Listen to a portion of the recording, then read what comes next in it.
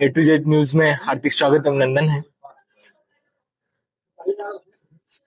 जैसा कि आप निरंतर लगातार 6 महीनों से दंडोत यात्रा कर रहे थे, मुझे लग रहा है उत्तर प्रदेश में आप पहले वो व्यक्ति हैं जिन्होंने दंडोत यात्रा प्रारंभ की।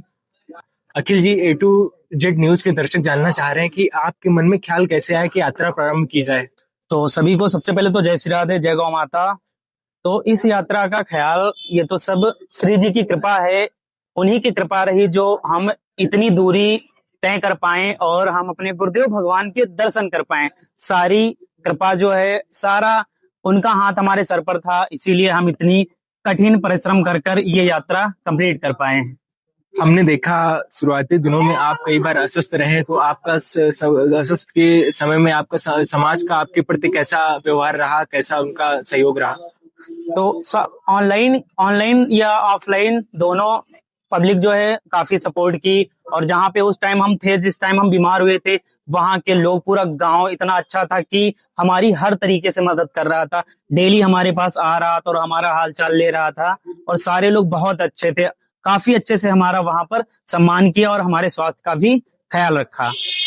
हमने बीच में देखा कि एक बार एक युवा युवा साथी ने आपकी दंडोत यात्रा में बहुत तेजी से बाइक क्रॉस की, उसके बाद आपसे वार्ता की। उसमें क्या विषय था? तो वो ऐसा था कि वो थोड़ा नशे वगैरह में था और वो निकल रहा था, जल्दी में आ गया।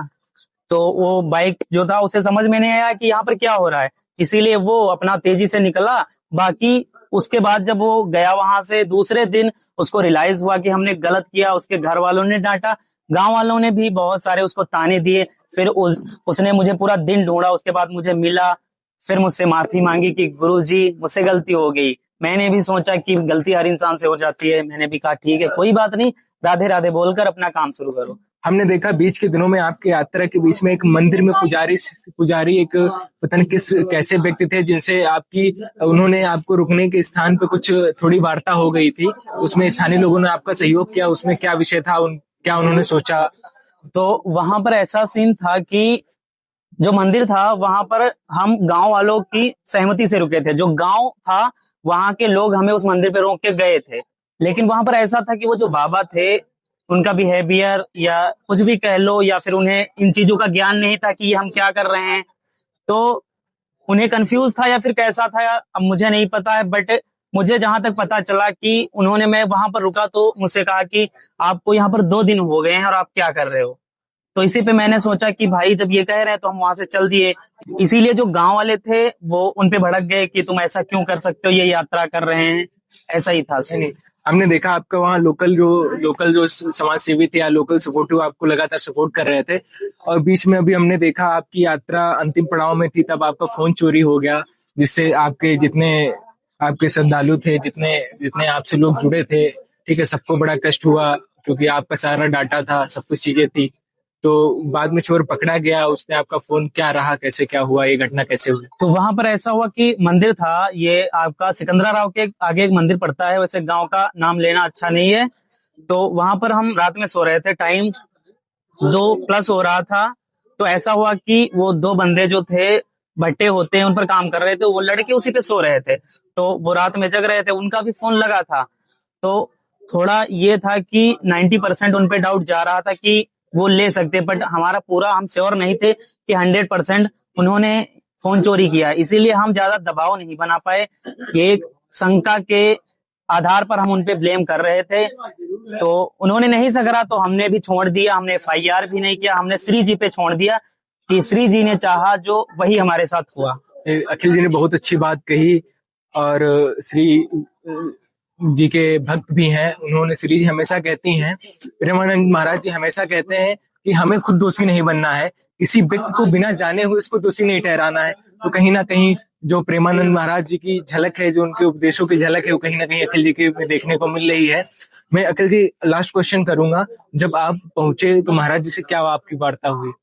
सब सारे श्रद्धालु जानना चाह रहे हैं। तो जैसा कि सभी को पता ही होगा, महाराज जी की तबीयत काफी ज्यादा खराब चल रही है, जो कि सोशल मीडिया पर आप लोग देख पा रहे होंगे। तो मुलाकात हमारी अच्छी हुई, महाराज जी ने अच्छे से बात की, हमसे आशीर्वाद दिया। बट ऐसा हुआ कि वीडियो वगैरह नहीं बन पाया। तो वो सोशल मीडिया पर नहीं पढ़ पाया, इसीलिए लोग काफी परेशान है कि वीडियो क्यों नहीं पड़ा। बट ऐसा कुछ नहीं, महाराज जी ने अच्छे से हमारा स्वागत किया, हम अच्छे से मिले महाराज जी से। बाकी जो भी हुआ सब श्री जी की कृपा से हुआ और उनका आशीर्वाद है। ए टू जेड न्यूज के माध्यम से मैं आज के समय में युवाओं को संदेश देना चाहूंगा, अखिल जी के माध्यम से। जो अखिल जी ने अभी यहाँ पे अपना विषय रखा, कहीं ना कहीं हर युवा के अंदर सोच आनी चाहिए सनातन के प्रति। इतनी कम उम्र के युवा ने इतना कठोर परिश्रम करके इन्होंने जब शुरुआत की थी, तो मुझे लग रहा है इकलौते ऐसे युवा थे जिन्होंने दंडोत यात्रा स्टार्ट की थी 500 किलोमीटर की, जो इन्होंने करीब 180 दिन में पूरी की, जो 180 दिन 6 माह में आते हैं। और ये आज घर पहुंचे तो उनका जो है इनके निज निवास, इनकी जन्मभूमि पे जनपद सीतापुर की तहसील पड़ती है सिधौली, उसके अंतर्गत इनका गांव आता है रामपुर भजन। यहाँ इनका ढोल नगाड़े और डीजे के साथ इनका भव्य स्वागत किया गया है। और इनके माता पिता इनकी वापसी पे बहुत प्रसन्न है कि, और जो उन्होंने महाराज जी का आशीर्वाद प्राप्त कर अपने जीवन को धन्य बनाया है। सभी दर्शक जानना चाह रहे हैं कि आपकी यात्रा सफल होने के बाद, ठीक है, आप क्या करना चाहेंगे समाज के लिए? तो जैसा कि आप लोग देख पा रहे होंगे, हमारे भारत देश में हमारी गौ माता की हालत काफी ज्यादा खराब है, जो कि सभी को दिख रहा होगा कि वो इधर उधर मारी फिर रही हैं। उन पर ना तो सरकार का कोई नजर है, ना तो लोग देख रहे हैं, लोग उनको छुट्टा छोड़ दिए हैं यूज करके। तो हम श्री जी की कृपा से उनके लिए एक गौशाला बनाएंगे और जीवन भर गौ सेवा करेंगे। हमसे जितना हो पाएगा हम अपनी पूरी कोशिश करेंगे गौ सेवा करने की। बाकी आप लोगों से हाथ जोड़कर विनती है कि आप लोग भी हमारा सपोर्ट ज्यादा से ज्यादा करें, ताकि हम जितने भी हमारे गौवंश हैं, नंदी महाराज हैं, उनकी हम जितना अधिक संख्या में हो सके उतनी हम सेवा कर सकें। बहुत सही उत्तर दिया अखिल जी ने। ये जो है संदेश जो है मैं सभी को देना चाहूंगा अखिल जी से। मैं अखिल जी अब नहीं कहूंगा, अखिल गौ सेवक अखिल यादव जी जो मुहिम चला रहे हैं, इनसे जुड़े हुए हर व्यक्ति की जिम्मेदारी है कि इनकी मुहिम में साथ देना है, कंधे से कंधे मिलाकर के आगे बढ़ना है। मैं इनसे जुड़े हुए सभी साथियों से चाहूंगा इस गौशाला बनाने की मुहिम में इनका पूरा आर्थिक सहयोग करें और इनको इंस्टा पे फॉलो करें और इनके फेसबुक को भी फॉलो करें और ए टू जेड न्यूज को भी अपना प्यार बनाए रखें। ए टू जेड न्यूज जो है निर्मल यादव जी द्वारा संचालित किया जा रहा है, जो हकीकत में जेन्युइन चीजें हैं वो दिखाने का काम कर रहा है ए टू जेड न्यूज। तो ए टू जेड न्यूज के भी दर्शकों से मैं निवेदन करूंगा कि गौ सेवक अखिल यादव जी की मुहिम में हम सभी क्षेत्रवासियों को, जनपद वासियों को और राष्ट्रवासियों को इस पुनीत कार्य में बढ़ चढ़ के हिस्सेदारी निभानी है। हम सभी लोग अखिल जी का आर्थिक सहयोग करेंगे जिससे कि हमारे गौ माता की सेवा हो सके। और जो कुछ और आवश्यकताएं होंगी मैं समाज से निवेदन करूंगा, सामाजिक संगठनों से निवेदन करूंगा कि आपके साथ खड़े होकर के सेवा में अपनी भागीदारी निभाएं। बहुत बहुत धन्यवाद सभी दर्शकों।